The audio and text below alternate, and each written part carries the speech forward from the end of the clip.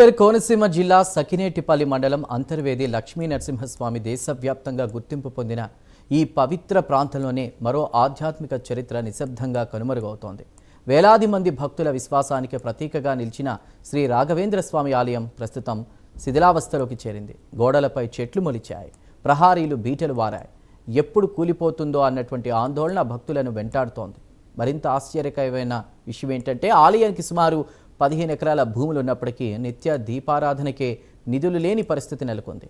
కోట్లు విలువ చేసేటువంటి ఆస్తులున్న ఆలయం ఇలా నిర్లక్ష్యానికి ఎలా గురైంది? ఆలయ భూముల పరిస్థితి ఏంటి? అధికార యంత్రాంగం ఎందుకు స్పందించడం లేదు? Watch this.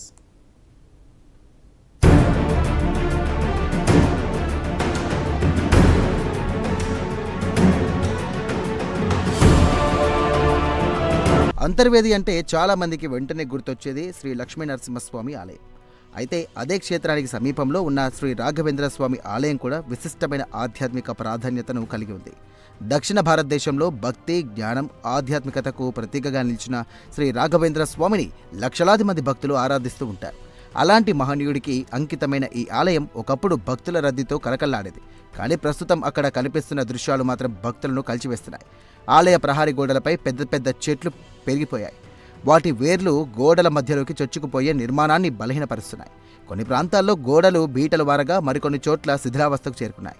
వర్షాలు, గాలులు తీవ్రంగా ఉంటే గనక ఎప్పుడు కూలిపోతాయో తెలియని పరిస్థితి నెలకొంది. భక్తులు ఆలయంలోకి వెళ్లేటప్పుడు కూడా భయాందోళనలకు గురవుతున్నారని స్థానికులు చెబుతున్నారు.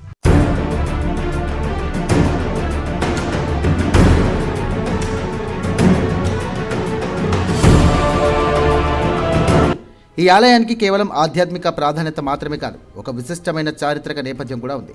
భక్త ప్రహ్లాద అంశగా భావించే శ్రీ రాఘవేంద్ర స్వామి జీవితం అనేక ఆధ్యాత్మిక ఘట్టాలకు నిలయంగా నిలిచింది. పంచముఖ ఆంజనేయ స్వామి అనుగ్రహాన్ని ప్రత్యక్షంగా పొందిన మహనీయుల్లో ఆయన ఒకరని భక్తి సాంప్రదాయాలు చెబుతున్నాయి. అందుకే రాఘవేంద్ర స్వామికి దేశవ్యాప్తంగా ప్రత్యేక స్థానం ఉంది. అలాంటి మహనీయుడి ఆలయం 3 దశాబ్దాలుగా సరైన సంరక్షణ లేకుండా ఉండడం భక్తులను తీవ్రంగా బాధిస్తోంది. ఆలయ నిర్మాణాలను పరిరక్షించడం, మరమ్మతులు చేపట్టడం, ప్రహారీ గోడలను బలోపేతం చేయడం వంటి పనులు ఇక చాలా కాలంగా జరగలేదని స్థానికులు చెబుతున్నారు. ఫలితంగా చిన్న చిన్న సమస్యలు ఇప్పుడు పెద్ద ప్రమాదాలకు దారితీసే స్థాయికి చేరుకున్నాయని ఆవేదన వ్యక్తం చేస్తున్నారు. సముద్ర తీరం దగ్గర పురేచ్ఛ నిమిత్తం వెళ్ళడం జరిగేది. వెళ్ళినప్పుడు మేము రాఘవేంద్ర స్వామి ఆలయం దగ్గర షెల్టర్ తీసుకునేవాళ్ళం అన్నమాట. అక్కడ ఉండేవాళ్ళం అన్నమాట. ఈ 5 రోజులు కూడా అక్కడే ఉండేవాళ్ళం. అలాంటి పురాతనమైన ఆలయం మొన్న నేను వెళ్ళి చూసినట్లయితే చాలా శిథిలావస్థలో ఉంది. రేపో మాపో కూలిపోయే విధంగా ఉంది. ఆలయం చూసి మనసు తరుక్కుపోయిందన్నమాట. ఏమిటి ఇంత పురాతనమైన గొప్ప ఆలయం, ఈ ఆలయం ఏంటి ఇలా శిథిలావస్థలో ఉంది అని చెప్పేసి దాన్ని క్షుణ్ణంగా పరిశీలిస్తే 15 ఎకరాల భూమి ఉంది ఆ ఆలయానికి.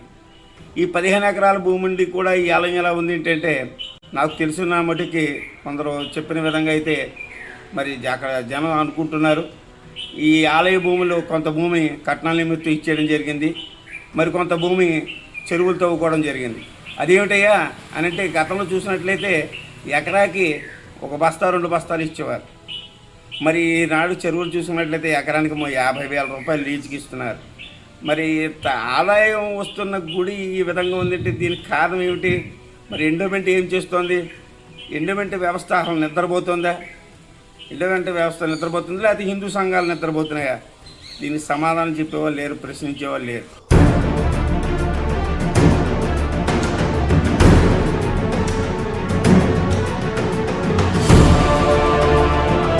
ఇక ఆలయ ఆస్తుల విషయానికి వస్తే గనక అధికారిక లెక్కల ప్రకారం ఆలయానికి సుమారు 15 ఎకరాల భూములున్నాయి. సాధారణంగా ఇంత భూమి ఉన్న ఆలయానికి కనీసం ఆదాయం ఉండాలి. ఆ ఆదాయంతో నిత్య పూజలు, నిర్వహణ ఖర్చులు, మరమ్మతులు చేపట్టే అవకాశం ఉంటుంది. కానీ ఇక్కడ పరిస్థితి పూర్తి భిన్నంగా కనిపిస్తోంది. స్థానికుల ఆరోపణల ప్రకారం ఆలయ భూముల్లో కొంత భాగం ఆక్రమణలకు గురైందని చెబుతున్నారు. మరికొన్ని భూముల నుండి కూడా ఆలయానికి సరైన ఆదాయం రావడం లేదంటున్నారు. భూముల విలువ పెరిగిపోయినా ఇప్పటికీ పాత శిస్తు విధానాలే కొనసాగుతున్నాయంటూ ఆరోపిస్తున్నారు. ఫలితంగా ఆలయానికి రావాల్సిన ఆదాయం రావడం లేదని, అదే ఆలయ నిర్వహణపై తీవ్ర ప్రభావం చూపుతోందని చెబుతున్నారు.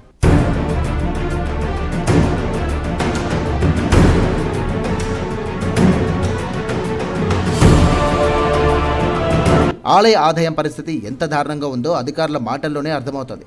ఇటీవల బాధ్యతలు స్వీకరించిన ఆలయ ఈవో ఫోన్ ద్వారా స్పందిస్తూ 15 ఎకరాల భూముల నుండి సంవత్సరానికి కేవలం 6,000 రూపాయల నగదు 4 బస్తాల ధాన్యం మాత్రమే శిస్తుగా వస్తోందని వెల్లడించారు. ప్రస్తుత కాలంలో ఒక చిన్న కుటుంబం నెల రోజుల ఖర్చుకు సరిపోని ఈ మొత్తం 15 ఎకరాల భూములకు సంబంధించిన ఆదాయం కావడం ఆశ్చర్యాన్ని కలిగిస్తోంది. దీంతో ఆలయ నిత్య నిర్వహణ కూడా కష్టసాధ్యంగా మారిందని తెలుస్తోంది. విద్యుత్ బిల్లులు, అలాగే పూజా సామాగ్రి, దీపధూప నైవేద్యాలు, సాధారణ మరమ్మతులు, ఇలా ప్రతి అంశం నిధుల కొరతతో ఇబ్బందులు ఎదుర్కొంటోంది.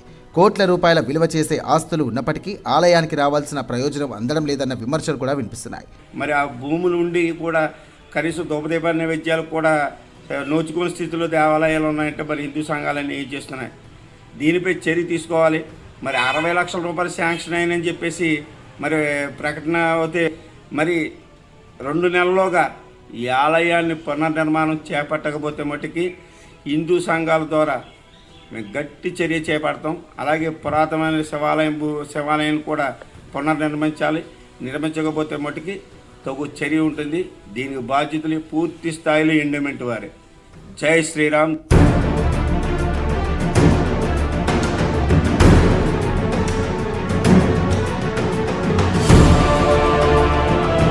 మరోవైపు భక్తులు, స్థానిక ప్రజలు కూడా అధికారుల నిర్లక్ష్యంపై ప్రశ్నలు లేవనెత్తుతున్నారు. రాష్ట్ర వ్యాప్తంగా అనేక దేవాలయాలకు అభివృద్ధి పనులు, పునర్నిర్మాణ కార్యక్రమాలు జరుగుతున్నటువంటి సమయంలో ఇలాంటి చారిత్రక, ఆధ్యాత్మిక ప్రాధాన్యత కలిగిన ఆలయం మాత్రం ఎందుకు నిర్లక్ష్యానికి గురవుతోందని ప్రశ్నిస్తున్నారు. కనీసం ప్రమాదకరంగా మారిన గోడలను తొలగించి కొత్త నిర్మాణాలు చేపట్టాలని, ఆలయ ఆస్తులపై సమగ్ర సర్వే నిర్వహించాలంటూ డిమాండ్ చేస్తున్నారు స్థానికులు. అంతేకాదు, ఆలయ భూములపై పూర్తి స్థాయి విచారణ జరిపి ఆక్రమణలు ఉంటే తొలగించాలని, మార్కెట్ విలువకు అనుగుణంగా లీజులు, శిస్తులు నిర్ణయించాలంటూ కోరుతున్నారు. అలా చేస్తే ఆలయానికి గణనీయమైనటువంటి ఆదాయం వచ్చే అవకాశం ఉందని స్థానికులు అభిప్రాయపడుతున్నారు. నా పేరు బైర నాగరాజు, అంతర్వేది దేవస్థానం ఎంపీటీసీ. రాఘవేంద్ర స్వామి ఆలయం శిథిలావస్థలో ఉన్న విషయం గురించి కొన్ని విషయాలు తెలియజేయాలని చెప్పేసి నేను ఈరోజు ముందుకు రావడం జరిగింది. విషయం ఏంటంటే, పూర్వం నుంచి కూడా ఈ రాఘవేంద్ర ఆలయం ఒక తులసి కోట్ల ఉండేది చాలా ఏళ్ళ నుంచి. అయితే గౌరవ మాజీ శాసనసభ్యులైనటువంటి ఏవి సూర్యనారాయణ గారి హయాంలో సుమారు ఒక 25 ఏళ్ల క్రితం దీనికి నిర్మించడం అయింది, షెడ్ నిర్మించడం అయింది. అప్పటి నుంచి కూడా ఇక్కడ ఈ షెడ్లోనే ఈ రాఘవేంద్ర స్వామి ఆలయం కింద ఉంటుంది. అయితే ఈ మధ్యకాలంలో ఇది కొంచెం శిథిలావస్థలుగా చేరిన మాట వాస్తవం. అయితే మేము స్థానికంగా ఈ విషయాన్ని ఇక్కడ ఆంజనేయ స్వామి పక్కన టెంపుల్ ఉంది, ఇది గౌరవ శాసనసభ్యుల వారి దృష్టికి తీసుకెళ్ళడం జరిగింది. ఆయన కూడా దీన్ని పర్యవేక్షించి మన పుష్కరాలకు సంబంధించిన గ్రాంట్లు ఇది పెట్టడం జరిగింది. అది త్వరలో ఇది శాంక్షన్ అయింది. సుమారు 43 లక్షల రూపాయలతో ఇది అతి త్వరలో పనులు కూడా ప్రారంభానికి జరగబోతాయి. ఈ నెలలోనే నాకు తెలిసి 15-16 తారీఖుల తర్వాత ఈ పనులు కూడా ప్రారంభమవుతాయి. కాబట్టి ఈ విషయాన్ని మీడియా ముందుకు తెలియజేస్తూ